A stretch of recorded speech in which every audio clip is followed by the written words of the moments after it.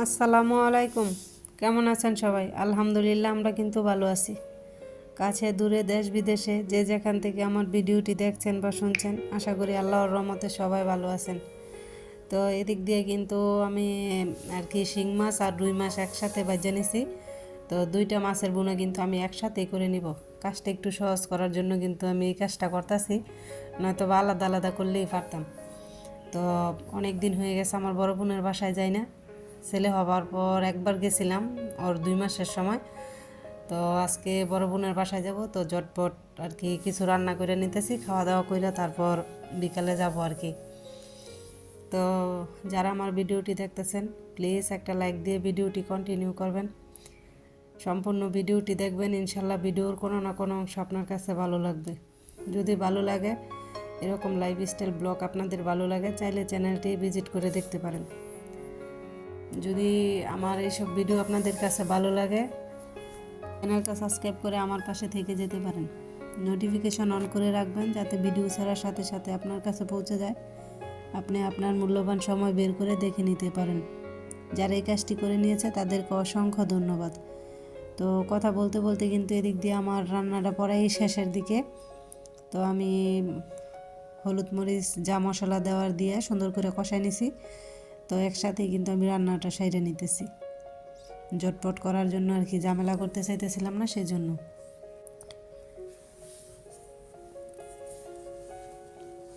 তো আমার বোনের বাড়িতে যাব, তো সবাই আর কি দেখতে থাকেন কি কি আছে, কেমন জায়গা, কারণ আপনাদেরকে তো আর দেখানো হয় নাই, দেখেন নাই।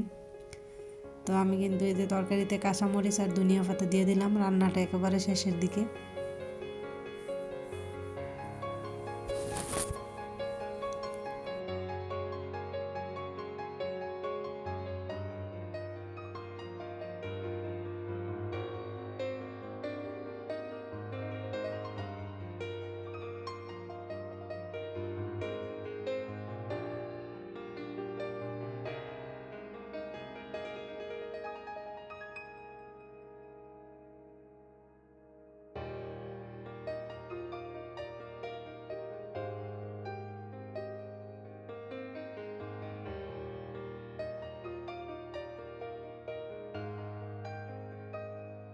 এই তো এখানে আমি দিয়েছি হলুদের ফাঁকি, ধনিয়া পাতা, রসুন বাটা, শুকনো মরিচের ফাঁকি, কাঁচা মরিচ কুচি আর পেঁয়াজ কুচি।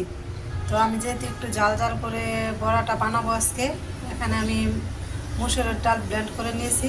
যেহেতু ছোট বাচ্চা নিয়ে কাজ করতে সমস্যা হয় আর কি, ঝামেলা ছাড়া, শিল্পটার ঝামেলা ছাড়াই আমি তাড়াতাড়ি করে ব্লেন্ডারে ব্লেন্ড করে নিছি। তো মুসুরের ডাল ব্লেন্ড করে নিছি, যেহেতু একটু জাল জাল করে বানাবো সেই জন্য কাঁচামরিচের সাথে কিন্তু আমি ফাঁকি মরিচটা দিয়ে নিছি, আর সাথে দিব লবণ। ভালো করে মিক্স করে তারপর বড়াটা বানাবো আর কি। তো এদিক দিয়ে কিন্তু আমি ফ্রাই প্যানের মধ্যে তেল দিয়ে দিছি, আর এই যে ডাউল যে মাখায় রাখছিলাম ওইটাই কিন্তু দিয়ে দিতেছি। যেহেতু ব্লেন্ডার করছি একটু পানসাটে টাইপের হয়েছে, তো সেই জন্য চামিচ দিয়েই দিতেছি, হয়তো বা গাঢ় গাঢ় হইলে হাতেই দিতে পারতাম। তো এরকম করে দিয়ে নিব আর কি সবগুলা। তো ডাউলের বড়াটা কিন্তু খুব সুন্দর হয়েছিল ভাজা।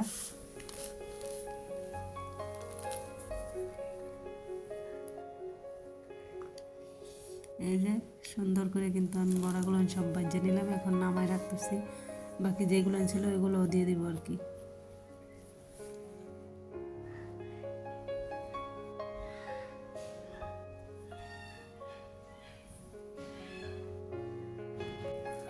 তো এই তো খাওয়া দাওয়া শেষ, আমাদের যাওয়ার প্রস্তুতি, ব্যাগপত্র কিন্তু গুছিয়ে নিতেছি, যেহেতু বাচ্চা নিয়ে যাবো, অনেক কাপড় চোপড়।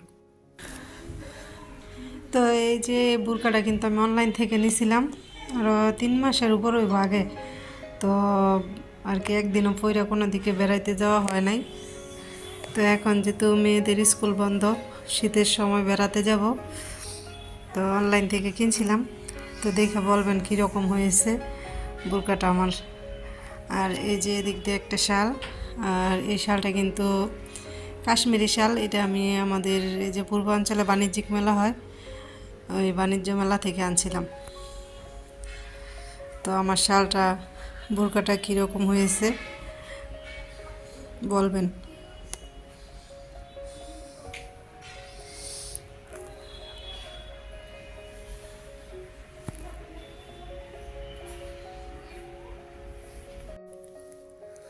তো এই তো আমরা এই যে রাস্তা ধরে যাইতেছি। তো রাস্তাটা কিন্তু খুবই সুন্দর, কোনো ভাঙাচুরা নাই, মাত্র নতুন মেরামত করা হয়েছে আর কি।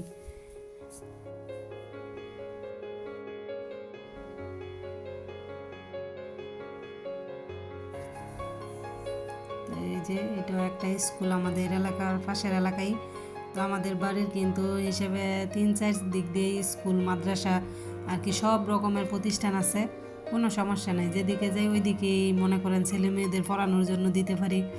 স্কুল মাদ্রাসা বাজারঘাট সব কিছুই আছে, আলহামদুলিল্লাহ ভালো একটা জায়গায় থাকি।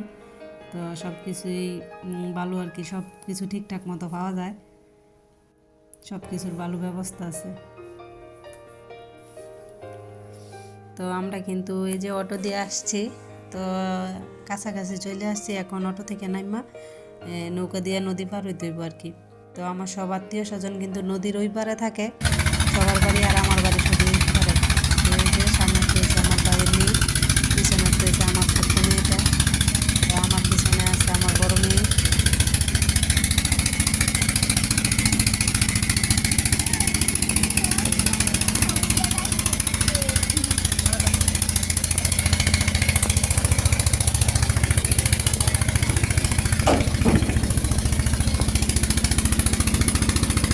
মসজিদের ঘাটে যাবেন?